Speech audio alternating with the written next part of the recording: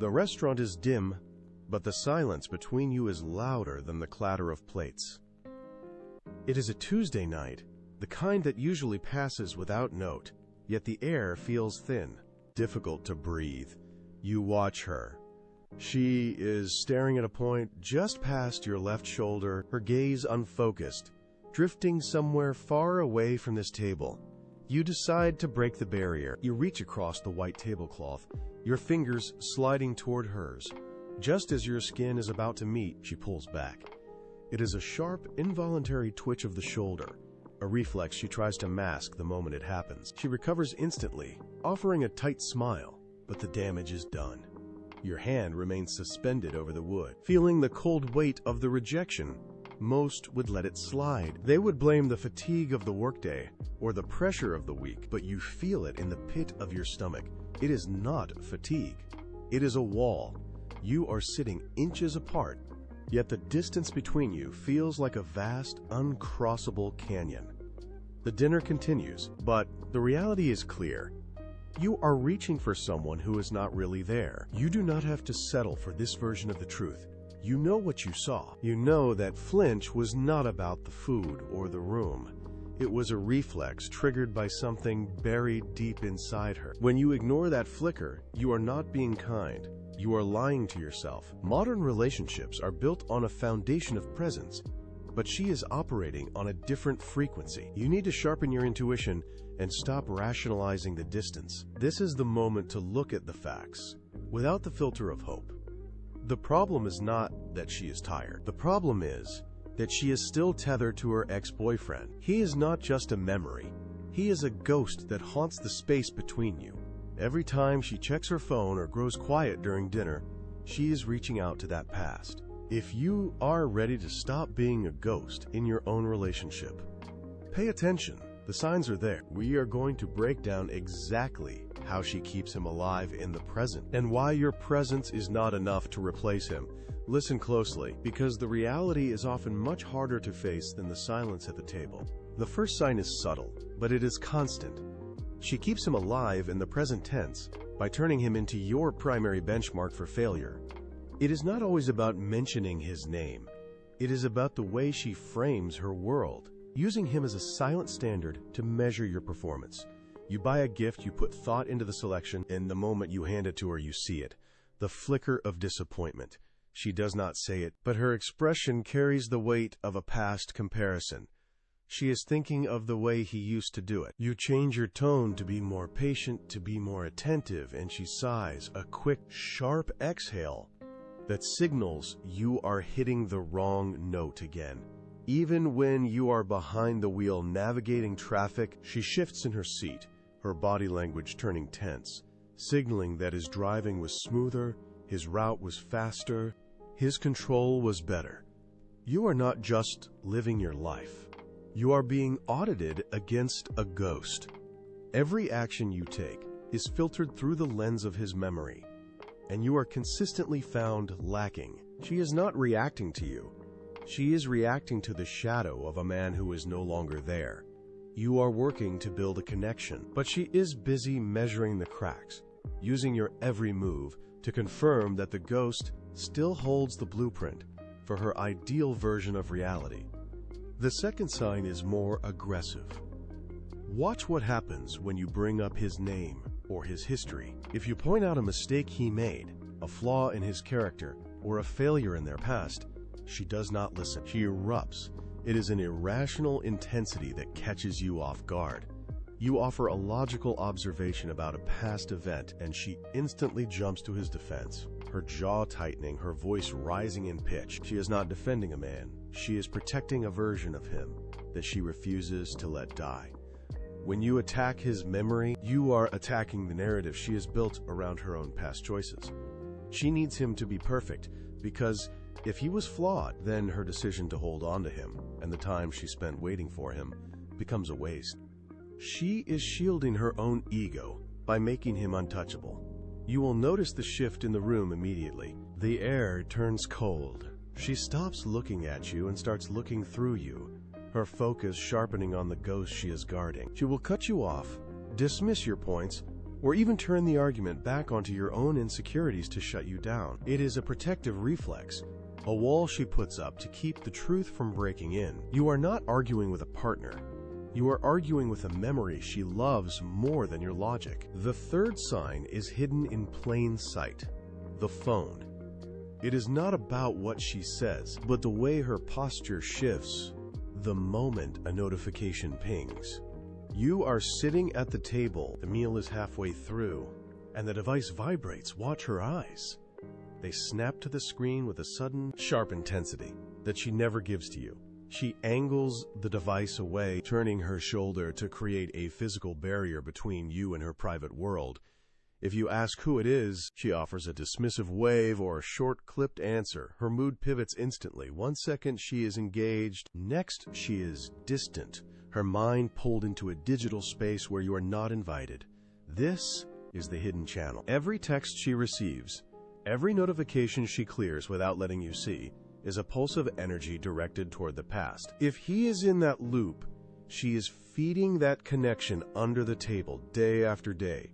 She maintains this secret path, keeping the door ajar just in case he reaches out. She is not just holding a phone, she is holding a tether. By keeping that digital space private and protected, she ensures the connection to her ex remains functional. You are watching her feed a ghost, and the secrecy is the evidence that the bridge has not been burned. The fourth sign is found in the physical markers she refuses to discard. These are not just items, they are emotional anchors. Observe her space. There is a specific piece of jewelry she never removes, or perhaps a playlist she returns to only when you are not in the room. You find her staring at a small object, her thumb tracing its edge with a slow, rhythmic motion that suggests she is not in the present. When she plays those songs, the atmosphere in the room shifts. She stops moving. Her eyes go unfocused. She is listening to a frequency that belongs to a different time.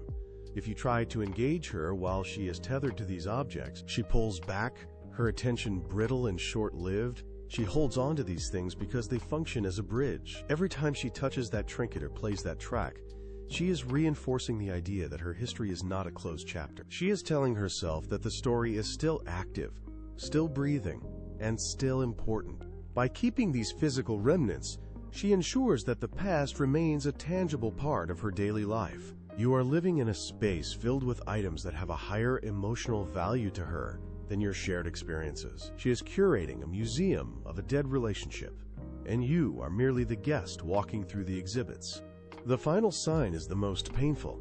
She is emotionally unavailable when it matters most. You are sitting right there. You are present, you are invested, and you are trying to talk. But she feels like a glass wall. You can see her, you can reach out, but there is an invisible barrier that stops your efforts from ever landing. You ask a question, and her response is delayed. She is physically in the room, but her eyes are vacant. And her focus is pulled toward a script she is still playing out in her head. Her emotional energy is being siphoned off by the unresolved drama of her past. She is not reacting to you. She is reacting to a memory. You feel the distance in the silence between your words. You feel the loneliness. Even when you are lying right next to her in the quiet hours of the night. It is a hollow sensation.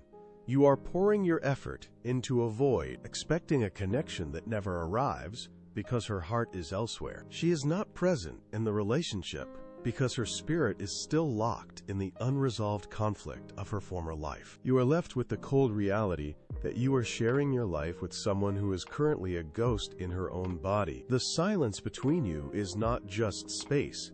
It is a confession. That is the moment the truth lands with a heavy, final thud. You are not a partner. You are a placeholder. You are the person filling the empty chair while she continues to write a story that does not include you. She is the lead, and her ex-boyfriend is the shadow that dominates every page of her script. You watch her move through the day, acting out scenes that were originally written for someone else. You are secondary. You are a distraction she uses to fill the gaps in her own unresolved history. Every time you try to bridge the gap, You are fighting against a narrative that refuses to end. You are not building a future. You are sustaining her past. Ask yourself why you are still standing there. Why settle for being a background character in a life that should be shared? You are watching a lead actress rehearse lines for a play that closed years ago. You are the audience, the prop, the temporary stand-in. You have become a ghost in your own relationship, haunting a space where you were never meant to be the star. It is time to look at the stage and realize you are in the wrong show. The most painful part is not what she does. It is what you do.